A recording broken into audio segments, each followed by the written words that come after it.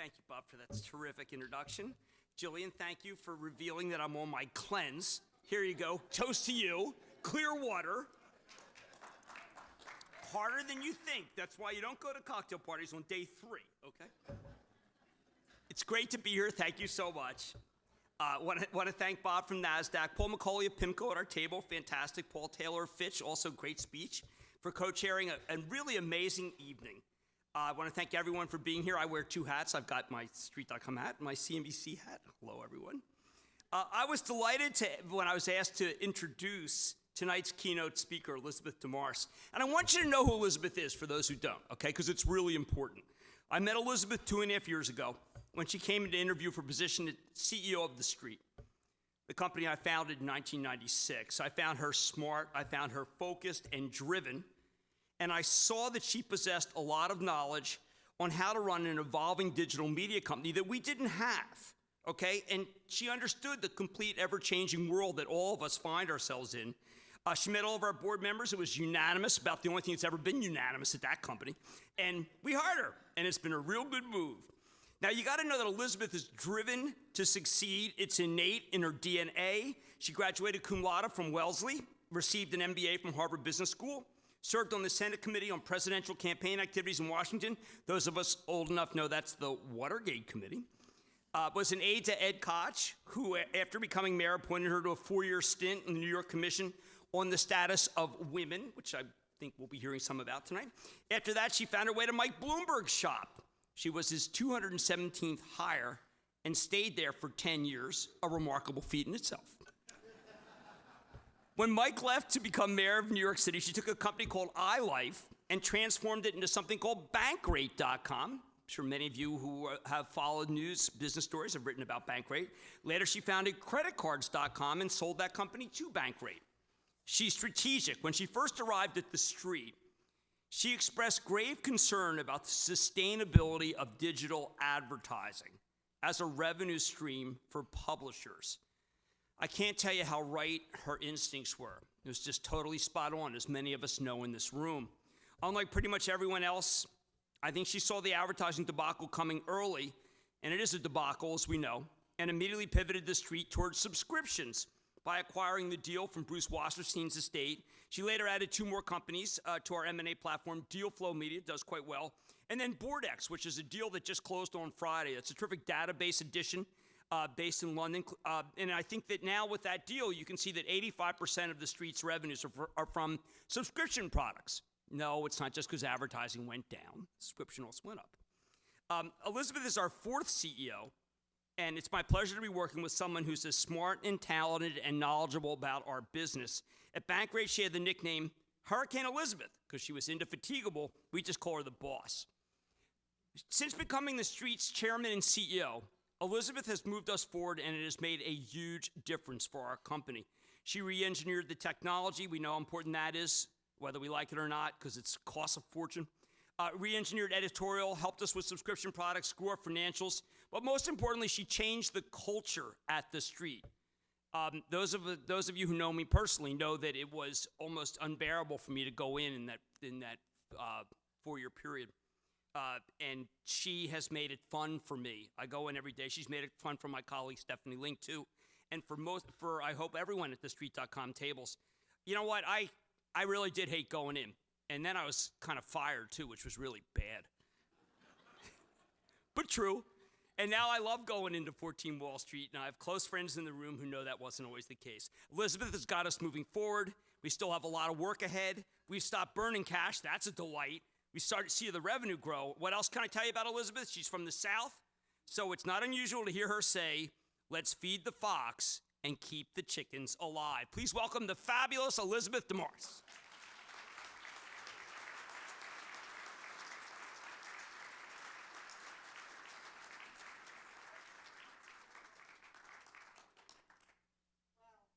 So thank you, Jim Cramer, for the very kind introduction. And thank you again to Bob Greifeld of NASDAQ, Paul McCulley of Pimco, and Paul Taylor of Fitch for co-chairing this. Before I start, could we have a moment of silence for Terry Keenan, whom I think many of us knew and appreciated greatly? Thank you. It's a complete privilege to join you tonight to celebrate the success of the Knight-Bagehot Fellowship. I am so happy to see so many old friends here tonight and honored to be in the company of so many people I admire enormously. My connection to the fellowship goes back to Bloomberg days. Matt Winkler founded Bloomberg News, and Matt is the only person I have ever known whose vision outstripped Mike Bloomberg's. Originally, Mike wanted 15 people in Princeton, New Jersey to rip and rewrite Business Wire and PR Newswire. But Matt kept hiring and ignoring. Mike was growling, and he was threatening Matt and pounding the table. And Matt was 32 years old, and he was a man on a mission. And I watched and I learned, and Mike not very secretly loved the fact that Matt was indefatigable. So Matt built this fantastic success. Anyway, among my many duties at that time was Mike's philanthropy. And through Matt's initiative, Bloomberg began supporting the Knight-Bagehot program. So 25 years later, it is so cool to be here and to have the chance to see all of you tonight. And I thank all of you from the bottom of my heart. This is a big thrill. So.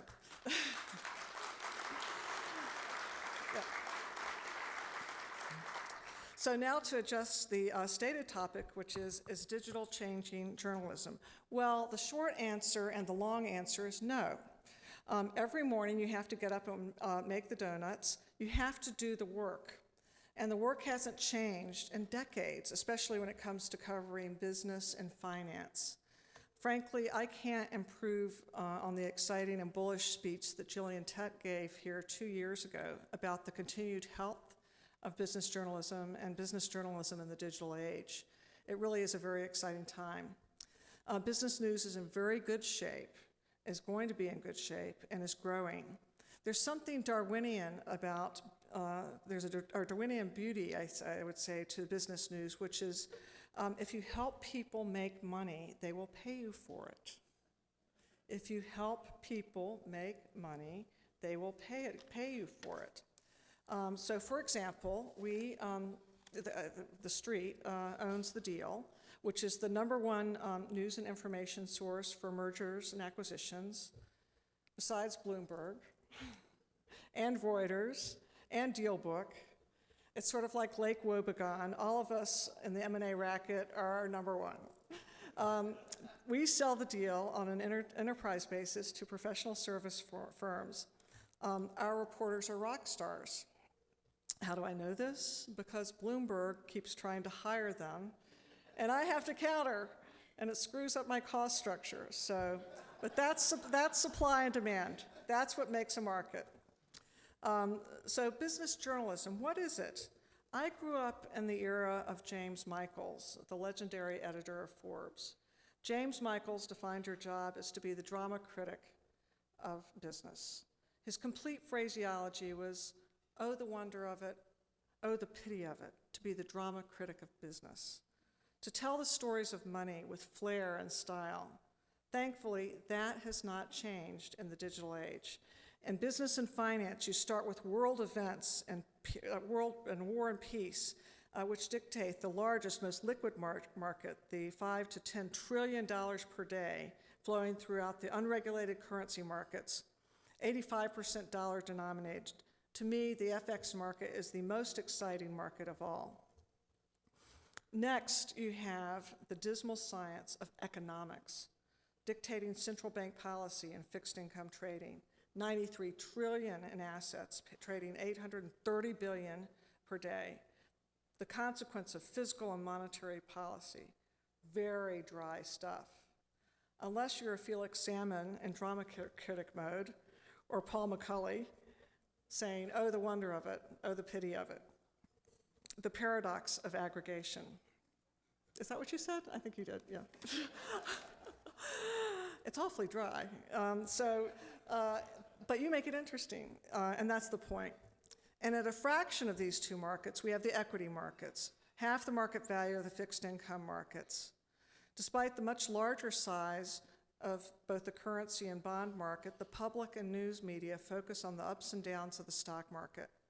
The business of covering companies and stocks is a large business in and of itself, a very large business. Mutual fund managers and brokerages spend fantastical resources trying to persuade retail investors to invest in the stock market. The vitality of the stock market is an enormous reflection of the public's faith in our system of free enterprise. Money flows aside, for most of America, stock prices are viewed as a leading indicator of the corporation's future success, as well as expectations of economic growth. It's a gestalt signal of our very well-being. The equity markets are important for that reason alone. Well, if the job is to be a trauma critic, then Jim Cramer is Pauline Kael. Not only is Jim one of the very best accessible and entertaining writers about companies, but Jim's knowledge is encyclopedic. Because of Jim's deep knowledge of and perspective on the history of companies, no one is more insightful about corporate leadership. Oh, the wonder of it, oh, the pity of it. And if Jim is Pauline Kael, then Michael Wolff is Clive Barnes. Men fear him and women adore him. No, women fear you too, Michael, just to be clear on that. But again, giving perspective, telling it like it is, that is what journalism and business journalism is all about. I meet with many reporters, and many times the person says, I just want to report the news. My job is just to give the facts, not to explain it or give my perspective. Well, of course, every great journalist first gathers the facts, but Americans need and they want perspective. America wants and needs Jim Michael's flair and style to make business and stocks relevant, accessible, interesting. I tell these young reporters who just want to report that the days of tepid, overly neutral reporting are over, and that as I learned from Nick Diogen, in addition to news judgment, you have to have something to say. You have to have something to say. So is digital changing journalism? Only around the edges. Today, our journalists at TheStreet, The Deal, and Main Street must be comfortable with video, with social media, and incorporating search engine optimization, as well as writing. They need to be ninjas at Excel and know their way around a pivot table. Digital journalism is not for everyone. It's very, very different from the meme of a journalist who is buried somewhere off writing in a kind of a vacuum. In terms of hiring criteria, it's a very new world. Have I gotten pushback from folks in our shop about the expectation that they do videos, radio interviews, listicles, and guest appearances in addition to generating great enterprise stories and page views? Sure, but most of the Street's news floors have embraced these opportunities. We expect everyone to be comfortable with data and take an analytic approach to their work. We pay for our journalists to become certified in Google Analytics and other important tools. The vast majority of our team has really stepped up to getting out of their comfort zone. We look for a mix of news judgment and digital chops. And today we have the digital natives coming out of Columbia J School that are perfect for this new world. They are people who have a strong sense of what works well on the web, as well as strong journalistic expertise. So let me end with something surprising. If digital isn't really changing journalism, then books are not obsolete. Books change things. Books change things to this day in ways that no other medium does. So the important thing, though, is to write a book. But to write a book, as Nick Diogen would say, you have to have something to say. You have to be a drama critic. But you have a chance to change things if you were to do that. So thank you, but now before closing, I wanted to briefly mention something that has never been addressed at this dinner, which is the issue of diversity and inclusion in newsrooms. When I look out at this audience, I see so much extraordinary potential. Something fantastic is happening every day at the J School. The authenticity of these fellows and these students is palpable. J School graduates are trained professionals, and they are emotionally ready to compete and succeed. Today, journalism schools are over 70% female, and Columbia's master's program is 76% female. Yet we're hopelessly out of sync. Newsrooms linger at 40% female. So Columbia J School's doing its bit. It's manufacturing a trained, credentialed pipeline of female talent. We're just out of sync. There is a gap in hiring and promotion. There is a gap in giving women and minorities a fair chance. Now let's discuss the people business journalists are interviewing. Elite business schools are 35% female. Many people do not know that. The assumption is that half the class at HBS and Stanford and Wharton is female, but that is not the case. Imagine that, 35% is. It's 2014, and the pipeline for female leaders in business is half of that in journalism. Hey gang, this is not acceptable. We know we can do better. It is up to us to work together to bring talented young women and minorities up the ranks. But it's not surprising that this is happening when Nate Silver can say, clubhouse chemistry is important. I love the guy, I respect the guy, I devour every word. But those two words, clubhouse and chemistry, give permission to newsrooms and businesses everywhere to hire and fire in their own image. It's called homophily, and it's the birds of a feather syndrome, the inexorable tendency to bond with similar people. But what's really great, the young people today are so colorblind and so gender blind and sexual preference blind, it is just fantastic. Hooray, they really don't care. It is so exciting. So to the young people, the young men in this room, please continue to be sex blind and colorblind. Please be leaders. Please hire and help and lift a hand outside of your image, outside of a narrow idea of clubhouse chemistry. After all, isn't journalism about fairness and objectivity? If we aspire to achieve gender-balanced leadership, we need male advocacy, commitment, and action. Giving your female and minority colleagues the opportunity to develop into successful, ethical leaders requires a lot of support. Gang, it is not happening otherwise. It is not happening by itself. So I'd, again, like to ask all the young men in the room to please be part of the solution. Please take on the obligation to make this world a place where women and minorities never experience limits based on their race or gender. Capitalism and democracy in combination is the greatest system in the world. It is critical that we actively support our democratic principles of fairness and opportunity and support gender parity and diversity. So in support of our great democracy, don't forget to vote tomorrow. Thank you very much, and thank you, Jim. And then the last thing here is Jim and Poco, I'm awarding you the TheStreet.com Lifetime Achievement Award in Journalism. I don't know what that means, but I know you deserve it, and congratulations. So, thank you.